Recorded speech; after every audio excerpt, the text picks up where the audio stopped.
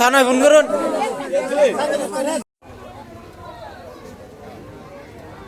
ঘৰেৰ ওচৰৰ পৰা মোৰ ভাতিজাজনে ফোন কৰিলে যে আপোনাৰ ঘৰৰ ওচৰত এটা এক্সিডেণ্ট হৈছে।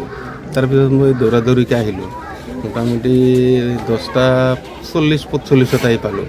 তেতিয়া আহি চালোঁ যে এম্বুলেঞ্চখন মোৰ ৰাস্তাতে ক্ৰছ হ'ল, যে এম্বুলেঞ্চত লৈ গৈছে আৰু দুজন মানুহ তাৰমানে এক্সিডেণ্ট হোৱা।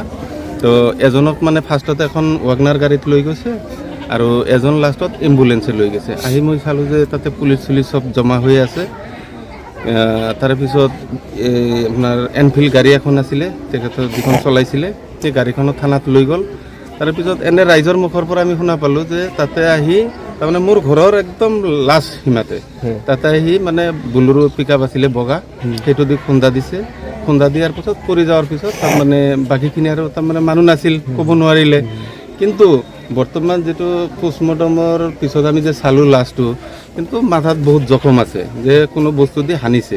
সেই হিচাপত মানে অনুমান হয় যিটো এক্সিডেণ্ট নহয় বা কিবা মানে সন্দেহ হয় যে প্ৰিপ্লেন মাৰ্ডাৰ হয়, মানে এনেকুৱা সন্দেহ হয় আৰু মানে ডেড বডিখন চাই যে এক্সিডেণ্ট হ'লে চাওক আপুনি যদি গাড়ী দি খুন্দা দিয়ে ছাইডৰ বাকলা যাব, কাপোৰ ছিঙিব, কিন্তু গোটেই মূৰটোত আপোনালোকে চাব পাৰিব, ভিজুৱেলত ল'লে আপোনালোকে চাব পাৰিব যে গোটেই মূৰটো তাৰমানে জখম হৈ আছে, মানে যে কিছু বস্তু দি খানা যেনেকুৱা হয় তেনেকুৱা ফুটা ফুটা হেন হৈ আছে।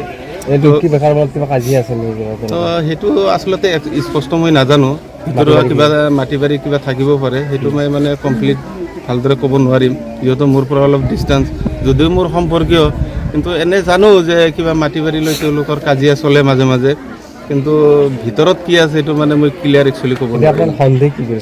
তো সন্দেহ তাৰমানে লাষ্ট চাই কিন্তু চবে ৰাইজ বা আমি সবেই মানে হতভম্ব যে দেউতাক আৰু পুতেক একেলগে এনেকুৱাকৈ এক্সিডেণ্ট হৈ যে পৰি আছিল ৰাস্তাৰ কাষত, আৰু যেতিয়া ৰাইজে প্ৰত্যক্ষ কৰিছে বা পোষ্টমৰ্টমত আমি লাষ্টত আহি চালোঁ যে মানে মূৰত যিখিনি জখম সেই হিচাপত হয় যে এটেম্প টু মাৰ্ডাৰ, মানে প্ৰিপ্লেন হিচাপত মানে কামটো হৈছে বুলি মোৰ সন্দেহ হয়, বা আমাৰ এই অঞ্চলৰ ৰাইজৰো সেইটোৱে সন্দেহ।